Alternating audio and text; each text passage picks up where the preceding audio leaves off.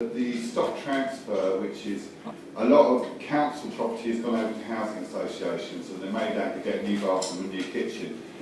But what the people lose is they lose security of tenure, they lose their legal rights to tenancy. And what you're finding, so I went to see someone in Stockwell Park a few months ago, 50 people have been evicted off that estate in a 2-month period. And that's what's happening, and people are being forced to move to places like Margate, you know.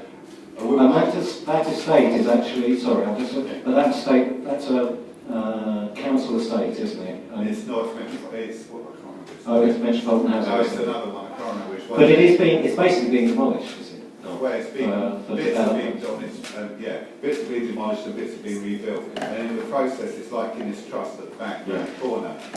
New private blocks will be built and they will be sold off, and the proportion of social rent goes down. Yeah. So what's the solution? Where you go from here? I mean, if everybody, I understand that obviously lobbying councillors and going to the press. And if I say about MIPIN, I don't know if people saw it on the news. We got it in the Guardian and stuff like that. And Boris Johnson took up, and it is the biggest world fair of estate agents, property developers. And when you look through the list, there's investment bank, portfolio speculators. Boris stands up every year, and I'm sad, so I watch his YouTube clips of him speaking to these developers. After it, he went on TV and he said, the problem is London, too many people are having babies and we're too funky, it's too fun to touch the sea. But actually, when he speaks in there, in 2010, we're going to open the gates to the private rental sector. And this government has put 50 billion or more into the private rental sector while the crisis has been going on through different mechanisms, housing benefit, underwriting developments, the buy scheme they did, which has been taken up by private landlords. And that's a political conscious decision. This is not an accident. And so the one thing about that protest was to make people aware that there are conscious political decisions over the privatisation of housing and land. How we stop it is we put up political alternatives and we organise. Yeah, and that's kind of what's really exciting at the moment is like people are organising kind of locally, so probably lots of people heard about the Focus C15 mums in Newham who first started organising because the council wanted to evict them from their hostel and was going to send them off to far-flung places like Manchester and Hastings, and they were like, no, actually, you know, all our families, our support networks are here, this is our home, we're not going to go.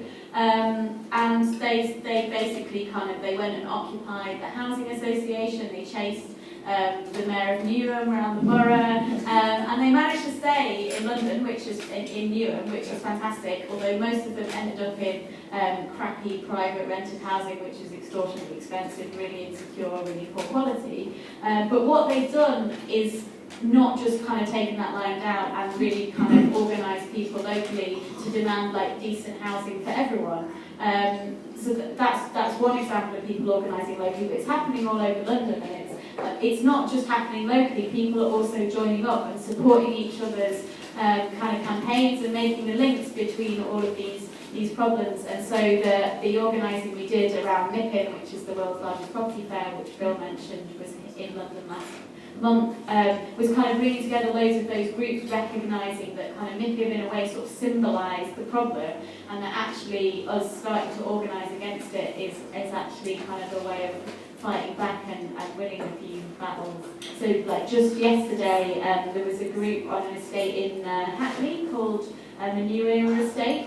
They've been fighting against the company that owns their estate, which is owned, part of it I think was owned by a company owned by Richard Benyon, who's a Tory MP, and they basically got to that. So the guys that own the estate decided that they could charge way more rent than they were currently charging, and so why the hell not make a bit more money out of it? And actually the residents on the estate, they couldn't afford the kind of rents that New Era wanted to charge. So they got together, they kind of organised a campaign, they had a march on Saturday, and just last night it sounds like the company's kind of pulling out. So, there's lots of battles to fight, but actually some of them are being won, or at least partially won, which is kind of exciting. That's very good.